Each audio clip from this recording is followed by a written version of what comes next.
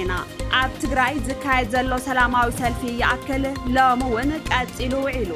ኩሉ ሰራሕተኛ መንግስቲ ኣብ ሰልፊ ተመዛበልቲ ይኣክል 50 ክረምቲ ኣብ ኬንዳ ከሳተፍ ከም ዝተወሰነ ፕሬዝደንት ታደሰ ወረደ ኣፍሊጦም 37 ዓመት መዓልቲ ሰማዕታት ኣብ ሱዳን ተዘኪሩ ፕሬዝደንት ትራምፕ ንኢራን ንምጥቃዕ ይሓስቡ ከም ዘለው ገሊጾም ዝብሉን ካልኦትን ሰላምታና በብዘለኹም ይብጻሕኩም ክቡራት ተኸታተልቲ ኣክሱማውያን መራኸቢ ሓፋሽ ለምውን ከምቲ ልሙድ ካብ ትግራይ ክሳብ ዓለም ለኸ ፍጻመ ጽሩይ ሓበሬታ ናባኹም ከነቕርብ ኢና ንቪድዮና ላይክ ቻነልና ሰብስክራይብ ብምግባር ኣባል ቤተሰብና ይኹኑ ኣክሱማውያን መራኸቢ ሓፋሽ ንቕሓት ነቐድም ኩሉ ሰራሕተኛ መንግስቲ ኣብ ሰልፊ ተመዛበልቲ ይኣክል 50 ክረምቲ ኣብ ኬንዳ ከሳተፍ ከም ዝተወሰነ ፕሬዝደንት ታደሰ ወረደ ኣፍሊጦም እዚ ዝተገልጸ ፕሬዝደንት ጊዜያዊ ምምሕዳር ጀነራል ታደሰ ወረደ ኣብ ምምሕዳር ከተማ ዓዲ ዳዕሮ ብብርኪ ዞባ ኣብ ዝሳለጥ ዘሎ መበል 37 ዓመት ዝኽሪ ሰማዕታት ተረኺቦም ኣብ ዝሕለፍዎ መልእኽቲ ምዃኑ ተገሊጹ ኩሉ ሰራሕተኛ መንግስቲ ስራሕ ጠጠው ወቢሉ ኣብ ጎኒ ዝተመዛበለ ወገናቱ ተረኺቡ ድጋፉ ክህብ ንዝቐረበ ጻውዒት ቅቡል ብምግባር መንግስቲ ከም ዝወሰነ ፕሬዝደንት ታደሰ ሓቢሮም ናይ ልምዓት ክኸውን ዝተባሃለ ወለዶ ናይ መስዋዕቲ ወለዶ ኮይኑ ብምባል ብፍላይ ኩናት ጽንተት ትግራይ ኣብ ወለዶታት ዝቕጽል ግፍዒ ከም ዘብጽሐ ጠቒሶም ኩናት ተመኒኻ ተኣትዎ ይኮነን ከም ወለዶታት ኣሕሊፍና ንዘይንህቦም መሰረታዊ መሰላትና ንምኽባሪና መስዋዕቲ ከፊልና ኢሎም ጽባሕ ውዕሊ ፕሪቶርያ ዘስዓበ ሽግር ኣሎ ኣብ ተስፋታት ህዝብና ስግኣት ዝፈጠረሎ ኢሎም ፕሬዝደንት ታደሰ ወረደ ውሽጣዊ ፖለቲካዊ ግጭት ብዙሕ ኪሳራ መብጽሑ ዝገለጹ ፕሬዝደንት ታደሰ ተስፋ መንእሰይ ኣጸልሚቱን ሓድነትናን ጎዲኡን ኩሉ ነገርና ናብ ሽግር ዘእተወ ውድቀት እዩ ክብሉ ገሊጾም ብተመሳሳሊ ኩነታት ከይንቕጽል መንግስቲ ምጥንኻር የድሊ ዝበሉ ፕሬዝደንት ታደሰ ወረደ ካብ ዘረባን ጭርሖን ወፂና ክንሰርሕ ይግባእ ኢሎም ኣብ ትግራይ ብሓይሊ ዕጥቅን ምፍታሕ ዘኽእል ምኽንያት የለን ዝበሉ ፕሬዝደንት ታደሰ ወረደ ኣፈላላያት ብሰላማዊ መንገዲ ክፍትሑ ይግባእ ክብሉ ገሊጾም ንጸገማት ብሓይሊ ዕጥቂ ምፍታን ንህልውናና ክብርናን ታሪኽናን ሓደጋ ካብ ምዃን ዝጠቕሞ ነገር ከም ዘየለ ምግንዛብ የድሊ ክብሉ ተዛሪቦም ሕቶ ተመዛበልቲ ሕቶ ኩሉ ትግራዋይን መንግስቲ ትግራይን እዩ ዝበሉ ፕሬዝደንት ታደሰ ጽባሕ ኩሉ ሰራሕተኛ መንግስቲ ኣብቲ ሰልፊ ተመዛበልቲ ክሳተፍ ከም ዝተወሰነ ኣፍሊጦም ኣብ መወዳእታ ፕሬዝደንት ታደሰ ኣብ ዝሓለፉ 2 ዓመታት ዝነበረ መንግስቲ ማእኸል ዘይገበረ ጉዕዞ ብምዕራብ ውሕስቲ ትግራይ ንምፍጣር ኩሉ ኣብ ጎኒ ጊዜያዊ ምምሕዳር ትግራይ ኮይኑ ከረባረብ ጸዊዖም ክብል ቤት ጽሕፈት ፕሬዝደንት ትግራይ ጸብጺቡ 37 ዓመት መዓልቲ ሰማዕታት ኣብ ሱዳን ተዘኪሩ ትማሊ ኣብ ግዝኣት ጋደሪፍ ማዕቆቢ ስደተኛታት ኡምራ ኩባ መዓልቲ ሰማዕታት ብፓነል ምይይጥ ተዘኪሩ ከም ዝወዓለ ጋዜጠኛ መድሃን የግደይ ኣብ ፌስቡክ ገጹ ኣፍሊጡ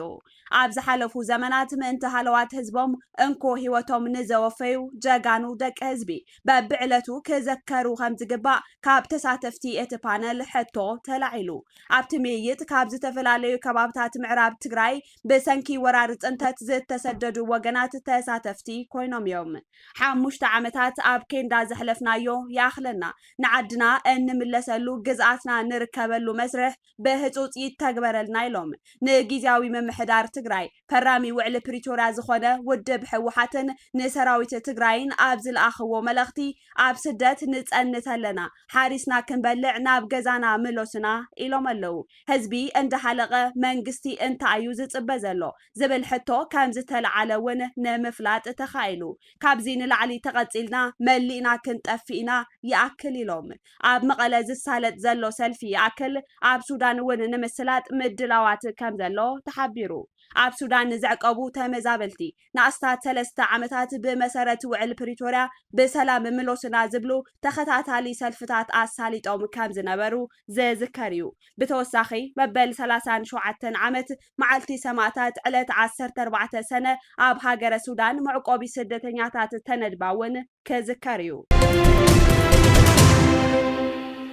ኣብ ትግራይ ዝካየድ ዘሎ ሰላማዊ ሰልፊ ይኣክል ሎምውን ቀፂሉ ውዒሉ ይኣክል ሓምሻይ ክረምቲ ኣብ ኬንዳ ብዝብል መሪሕ ሓሳብ ትማሊ ዝተጀመረ ሰላማዊ ሰልፊ ተመዛበልቲ ሎምውን ኣብ ከተማ መቐለ ተኻይዱ ካልኣይ መዓልቱ ዝሓዘ ሰላማዊ ሰልፊ ካብ ኩለን ምዕቆቢ ተመዛበልትን ነበርቲ ከተማ መቐለን ብሓያል ናይ ተቃውሞ ድምፂ ክካየድ ውዒሉ ካብ ቢሮ ጽላል ሲቪል ማሕበረሰብ ምዕራብ ትግራይ ናብ ቢሮታት ደጀን ቢሮ ኦቻ WFP IOM UNHCR ኢትዮ ቴሌኮምን ዝተፈላለየ መልእክቲ ዝሓዘላ ደብዳቤታት ኣብፂሖም እቲ ናብ ደጀን ቢሮ ጊዜያዊ መንግስቲ ትግራይ ዝተጻሕፈ መልእክቲ ምምላስ ተመዛበልቲ ዋና ተግባርን ሓላፍነትን ሂቡ ብፍሉይ ትኹረት ክሰርሓሉ ምሕጽንታ ዝሓዘለ ደብዳቤ ምዃኑ ተሓቢሩ ብኻሊእ ወገን ብፌደራል ዝመሓደር ኢትዮ ቴሌኮም ግዝኣታት ትግራይ ናብ ናይ ኣምሓራ ንምቕያር ዝዓለመ ዝሰርሑ ዘለው ሽርሕታት ደው ከብልን ግዝኣታዊ ሓድነት ትግራይ ከምልስን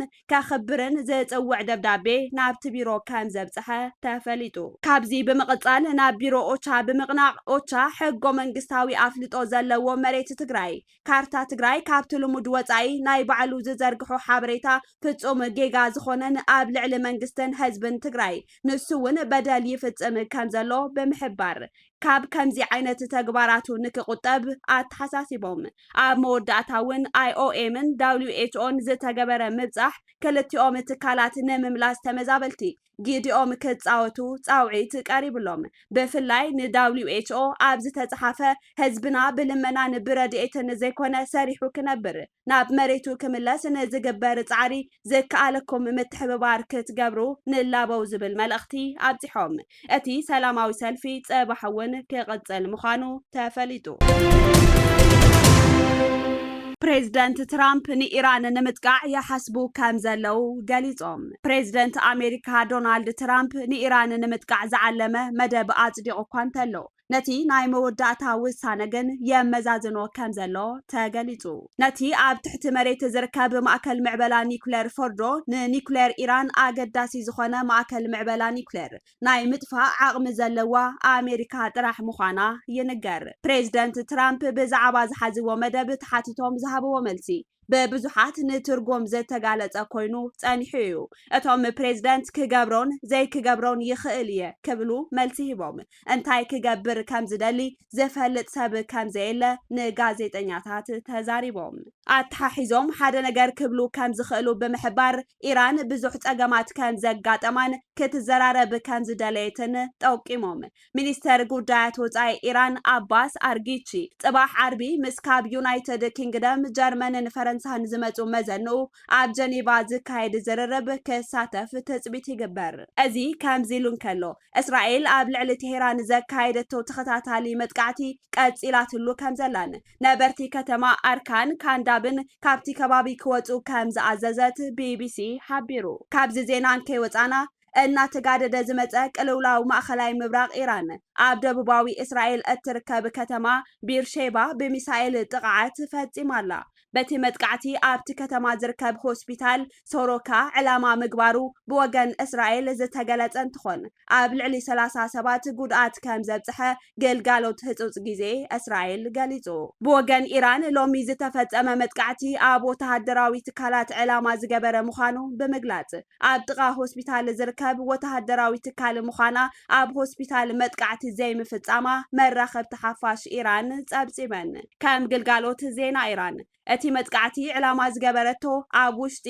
ጋቪያም ቴክኖሎጂ ፓርክ ዝርከብ ዋና ቤት ጽሕፈት ሓይሊ ምክልኻል እዝን ድሕንነትን እስራኤል እዩ ብምዃኑ ኣብ ቀረብኡ ዝርከብ እቲ ሆስፒታል ዝተወሰነ ጉድኣት ከም ዘጋጠሞ ኣብ ወተሃደራዊ ትካል ዝተፈጸመ ልዑል ምፍንጃር ኣብ ዘብጽሖ ምንቅጥቃጥ ከም ዝኾነ ኣብ ጸብጻቡ ሓቢሩ ቀዳማይ ሚኒስተር እስራኤል ቤንያሚን ኔታንያሁ ኣብ ኤክስ ገጾም ኣብ ዘመሓላለፍዎ መልእኽቲ ኢራን ኣብ እስራኤል ዝፈጸመቶ መጥቃዕቲ ዋጋ ከም እትኸፍል ገሊጾም ብተመሳሳሊ እስራኤል ሎሚ ንግሆ ኣብ ዘካየደቶ ወፍሪ ኣርካን ናንታዝን ኣብ ዝተባሃሉ ኒኩሌር መፈልፈሊ ቦታታት ኢራን መጥቃዕቲ ብዓወት ምፍጻማ ኣፍሊጣ